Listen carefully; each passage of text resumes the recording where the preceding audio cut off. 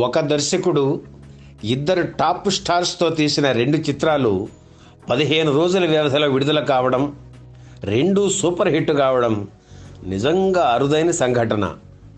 ఆ చిత్రాలు ఎన్టీఆర్ బడిపంతులు, హీరో కృష్ణ ఇల్లు ఇల్లాలు. ఇవి 2 ఫ్యామిలీ సెంటిమెంట్ చిత్రాలు కావడం విశేషం.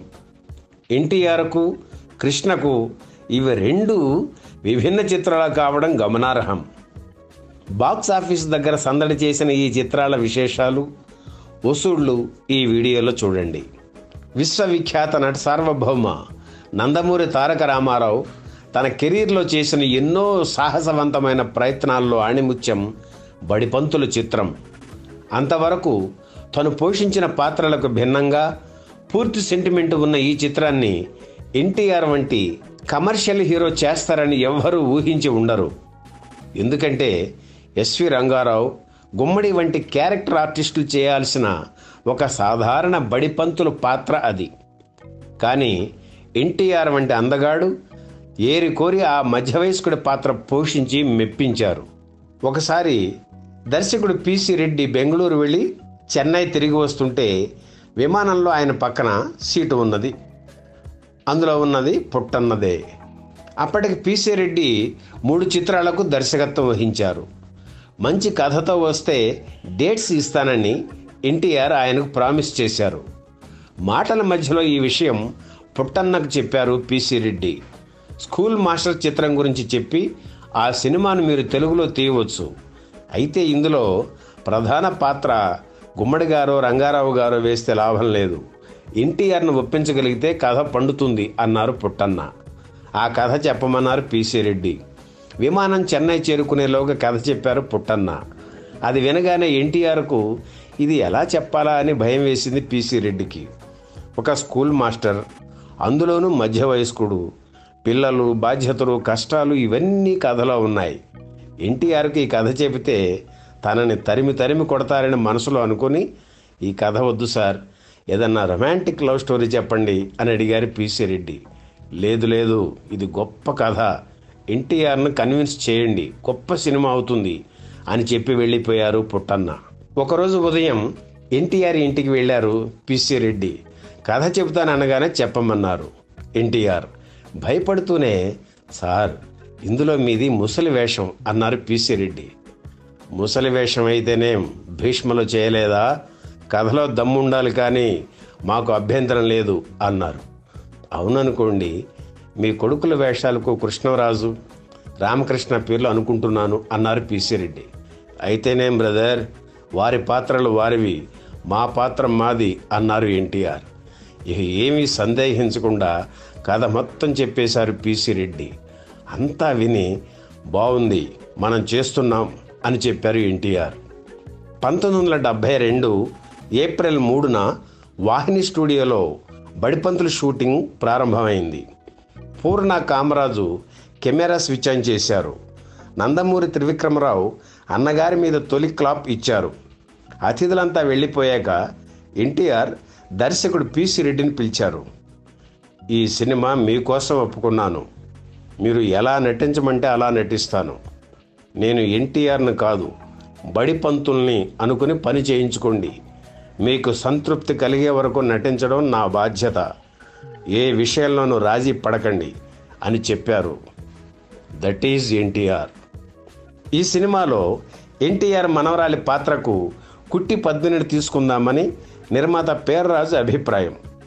ఆమె ద్విపాత్ర అభినయం చేసిన లేత మనసుల చిత్రం విజయ విహారం చేస్తున్న రోజులు అవి. అయితే ఆమెకు బదులుగా అత్తలు కోడళ్ళు చిత్రంలో చిన్నప్పటి వాణిశ్రీ పాత్ర పోషించిన శ్రీదేవిని తీసుకుందామని పిసి రెడ్డి వాదన. చివరికి పిసి రెడ్డి మాటే నెగ్గింది.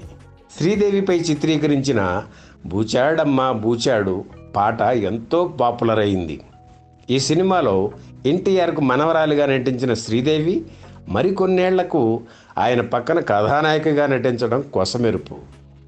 నిజ జీవితానికి దగ్గరగా ఉండడంతో 1972 నవంబర్ 20న విడుదలైన బడిపంతులు చిత్రం సూపర్ డూపర్ హిట్ అయింది. బడిపంతులు చిత్రం విడుదలైన సరిగ్గా 15 రోజులకు సూపర్ స్టార్ కృష్ణ నటించిన ఇల్లు ఇల్లాలు చిత్రం విడుదలైంది.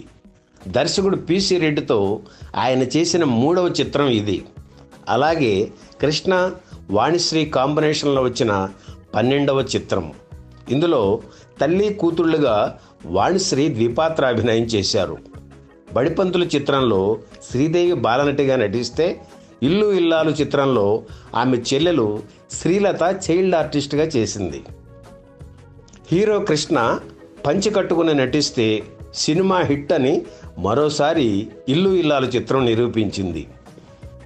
చిత్ర నిర్మాణంలో జాప్యం జరిగినా భారీ విజయం సాధించి కృష్ణ కెరీర్లో ఓ మైలురాయిలా నిలిచింది ఇల్లు ఇల్లాలు. బడిపంతుల చిత్రంలో ఎన్టీఆర్ కొడుకుగా నటించిన కృష్ణంరాజు ఇల్లు ఇల్లాలు చిత్రంలో వాణిశ్రీ బావగా కీలక పాత్ర పోషించారు. ఆ రోజుల్లో హీరో కృష్ణ రోజుకి 2 షిఫ్టుల్లో పనిచేసేవారు. అంటే రోజుకు 3 సినిమాల్లో నటించేవారన్నమాట. వీటిల్లో అనివార్య కారణాల వల్ల ఒక సినిమా షెడ్యూల్ అప్సెట్ అయితే ఇక అంతే సంగతులు. ఇల్లు ఇల్లాలు చిత్రానికి సరిగ్గా అలానే జరిగింది. ఈ చిత్ర నిర్మాణంలో జాప్యం జరగడం వల్ల ఆర్టిస్టుల కాల్ షీట్లు చాలా వరకు వేస్ట్ అయ్యాయి.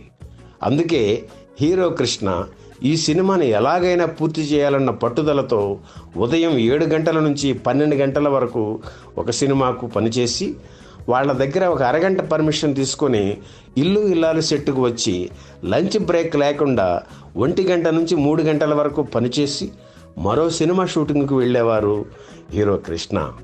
వాణిశ్రీ కూడా అలాగే సహకరించడంతో చకచకా చిత్రాన్ని పూర్తి చేశారు పిసి రెడ్డి. పల్లెటూరు మన భాగ్యసీమరా, పాడి పంటలకు లోటు లేదురా పాటను సినిమాలో 3 జంటలు కృష్ణ వాణిశ్రీ, కృష్ణరాజు, లీలారాణి, రాజబాబు, రమాప్రభలపై చిత్రీకరించారు. ఆర్టిస్టుల డేట్స్ ఎక్కువగా లేకపోవడంతో కేవలం 2 రోజులలో ఈ పాట చిత్రీకరించారు. ఇప్పుడు అలాంటి పాట తీయడానికి 1 నెల రోజులు కావాలేమో. ఇల్లు ఇల్లాలు చిత్రం హైలైట్స్లో హాస్య జంట రాజబాబు, రమాప్రభ మీద చిత్రీకరించిన వినరా సూరమ్మ కూతురి మొగుడ విషయము చెబుతాను పాట ఒకటి. ఎస్ జానకితో పాటు రాజబాబు పాడిన ఈ పాటను అప్పలాచార్య రాశారు. బడిపంతులు చిత్రం 3 కేంద్రాల్లో విజయవాడ, వైజాగ్, గుంటూరులలో 100 రోజులు ఆడింది. ఆ ఏడాది ఫిల్మ్ఫేర్ ప్రాంతీయ చిత్రాల్లో ఉత్తమ నటుడిగా బడిపంతుల చిత్రానికి ఎన్టీఆర్కు అవార్డు ఇచ్చారు. ఆ రోజుల్లో జాతీయ స్థాయిలో ఉత్తమ నటుడికి భరత్ అవార్డును, ఉత్తమ నటికి ఊర్వశి అవార్డును ఇచ్చేవారు. బడిపంతులు విడుదల నాటికి భరత్ అవార్డు ప్రారంభించి 2 ఏళ్ళు అయింది. ఆ 2 సార్లు బాలీవుడ్ నటుడు సంజీవ్ కుమార్కు ఆ అవార్డు రావడం విశేషం. 3వ ఏడాది ఉత్తరాది సినిమాలతో బడిపంతుల చిత్రం పోటీ పడింది. అయితే కమిటీలో ఉత్తరాది వారి ప్రాబల్యం ఎక్కువగా ఉండడంతో కోశిష్ చిత్రంలో నటించిన సంజీవ్ కుమార్కే 3వసారి భరత్ అవార్డు లభించింది.